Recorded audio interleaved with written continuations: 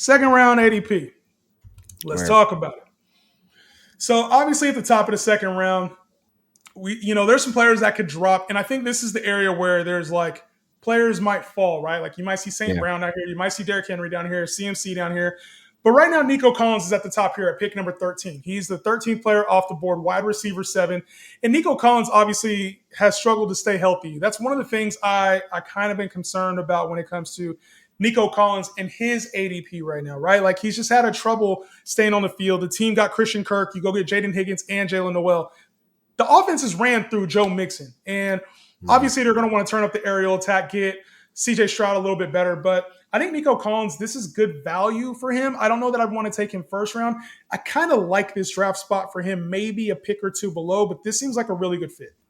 Yeah, like the 203 spot is where I got him pinned at. Like I'd rather get him there. Like I feel more comfortable there than grabbing him in that first round. But I think a lot of folks like are just scared about the injury bug that constantly keeps biting him. And like we know if he gives us 17 games, bro, he is top 5 potential. And it's based off of his quarterback and the system running through him. Like he is the function of the offense. Like we've seen the offensive drop off, and thank God they had Diggs there to kind of keep them up and flowing at times. But Yeah. it's more so of like I feel as though I feel more comfortable backing him up instead of on that right there on that turn. Yeah, I think you're right about that. It's like you can have another pillar as opposed to Nico being the pillar. And I think that there's more reason for that. So what about Brian Thomas? He's here at number 14, the wide receiver 8 off the board. And we're talking pillars. To me, Brian Thomas has all the makings of a pillar receiver.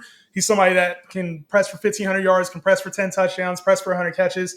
I really like Brian Thomas. I think this is an extreme value if you're able to get him in your draft, especially if you pair him with, like you talked about, that safer Amon-Ra, St. Brown, somebody that's a little bit safer. I think you get massive upside. He's even a player I would reach for in the first round. Like I think we've discussed my issues with Trevor Mid-Lawrence and everything that goes on over Come there. on, man. I just feel like we're again that bubble, that's that orbit, that elephant in the room that's not being discussed is Travis Hunter. How much of he is going to be designed and involved on this offense? Because people can believe that he's going to do 50-50 and he's going to be on defense too. Bro, outside of Travis Hunter, we look into Parker Washington. We look into Brenton Strange. Like, there's nobody else. De'Ami Brown, like, no. So there's obviously going to be a 1-2 punch here. And I say that because of volume.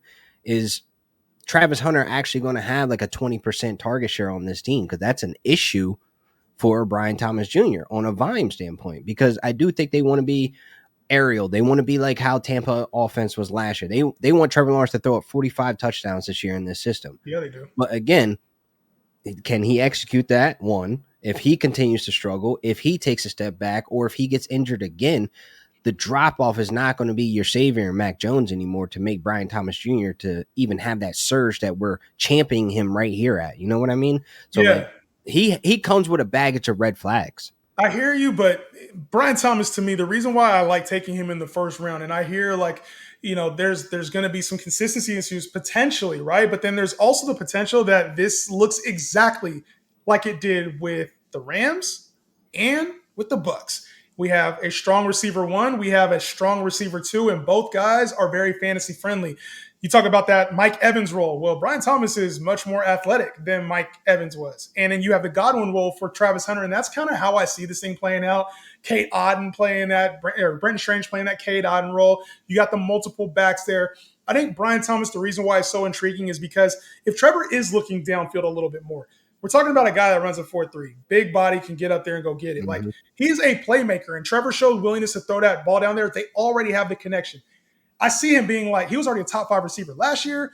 There's more upside in that this year, in my opinion. So I like Brian Thomas. I get your concerns, but I'm all in on that Brian Thomas, Trevor Mid-Lawrence. You going to throw super? Oh, no. Trevor Super Lawrence. That's what I'm going to start calling him all year now. Super disappointed, bro. Stay healthy. That's all I'm going to say. That's going to have to Sunshine, right? Man. What about DEVON ACHANE? He's here at number 15, the RB7 off the board. A lot of people wanted him higher last year. He improved and finished the season.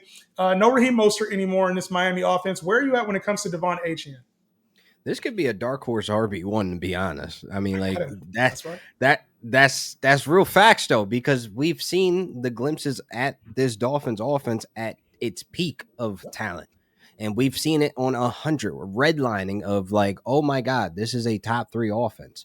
He's in that, and he's more developed, and there's more years under his feet of experience in the system. And he is still heavily involved in the red zone as a pass catcher. That's why he's going to have those opportunities of catching the ball and falling to the end zone. That's just how their system is made. So he has involvement when they're in their most high power scoring offense. So yeah, he could be a dark horse RB1 here. And like, to snag him in the second this early, you got to feel good about your RB1 having that opportunity. Yeah, if he has the chance to get like 300 touches, I think ACHANE could go crazy. Like 300, 350 touches. Like if they really say, okay, you're in the prime of your career, we got to see if you can be our feature back if we're going to give you a contract. Like Yeah. I think ACHANE has all the makings of like if he stays healthy for 17 games, for sure he would be like him and Bijan are going to compete to be the one. Like But just straight up. but think about this. Folks that are coming back outside, they not going to put him all the way up here. Now imagine you fade Saquon and you go with Devon Achane in the second round. Look how you sitting now. That's another reason why I don't like Saquon. And imagine, yeah, I mean, I'm not mad at that. And imagine if he gets the pass catching volume too. Like they made him a big part of the offense. John, who's now gone, it's like you have him as the number 3 receiver essentially. Like shit could get People crazy. scared of Tua. I would be too. I would be Yeah, too. but But you I have get Zach it. Wilson there now. It's not as bad of a drop off as it was over in You years got past. Quinn Ears. He's over there. Ew. Oh my god.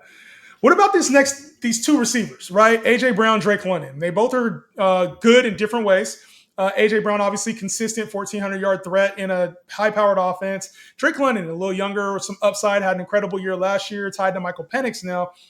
You like these rankings for these 2, wide receiver 9, wide receiver 10, which that's recently flip-flopped. It used to be people must have been hearing me pound the table for AJ Brown. Bro, listen, flip a coin. You Yeah. you hit the lottery spot. This is the exact position I want to be at on the board where you could literally flip a coin here. You have both guys that right now, I think Drake London, we could start putting him in that 14 to 1,500-yard pocket. With Michael Penix wanting to stretch the field, they want to get more vertical. This offense is going to be high power with the pieces they got. So you could literally flip a coin here of who you want. It's just going to come down to who do you think is going to have more touchdowns, because the production, the volume, the catches, it's all going to be there. Yeah, I think if you have drafted upside, I'm good with you taking AJ Brown. And if you want extreme upside, take Drake London, because if Yes. things hit with him and Michael Penix, we're talking about a wide receiver 1 candidate. I don't know that AJ Brown has that. He's just more of a lock to be a top 5 to 6 type receiver for me than Drake London is. And I think Drake London will be there. It's just I know AJ Brown's going to be there if he stays healthy. So it's pick your poison. You want upside or you want floor. In the weekly floor, a lot of people say this. They say, oh, AJ Brown, he's not consistent. AJ Brown only had 1 game last year where he did not score double-digit fantasy points at the receiver position in PPR. Insane. Insane. So a lot of people think he's inconsistent. He's actually very consistent when it comes to receiver play. This next cluster is interesting. 18 to 20. We got Brock Bowers, the first tight end off the board at pick 18. Jonathan Taylor, disrespected running back here at RB8, which it's better than it was. And then we got Lad McConkey here at wide receiver 11. Which one of these are you like, damn? Which one of these are you most interested in? Let's put it this way. Which one are you most interested in? JT, even though I feel like you're rolling the dice there too. I feel like the last 3 seasons, we look back, he has not been healthy.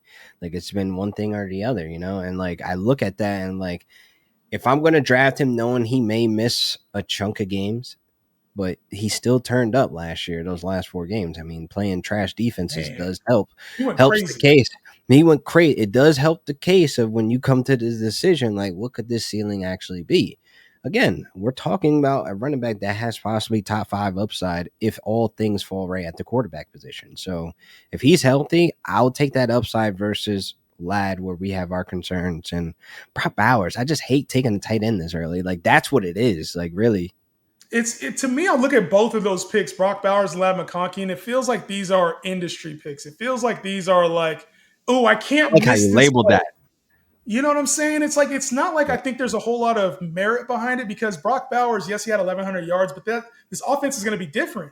It's a whole different offense now under Pete Carroll, under Chip Kelly. You also have, additional weapon here in Ashton Jeanty, who everybody's taking in the first round. I'm sure that's going to take some value away from Brock Bowers. An elite talent, but in the second round here, you want game changers, the focal point of the offense. I don't know that Brock Bowers is going to be the focal point of this Raiders offense. And then same thing for Ladd.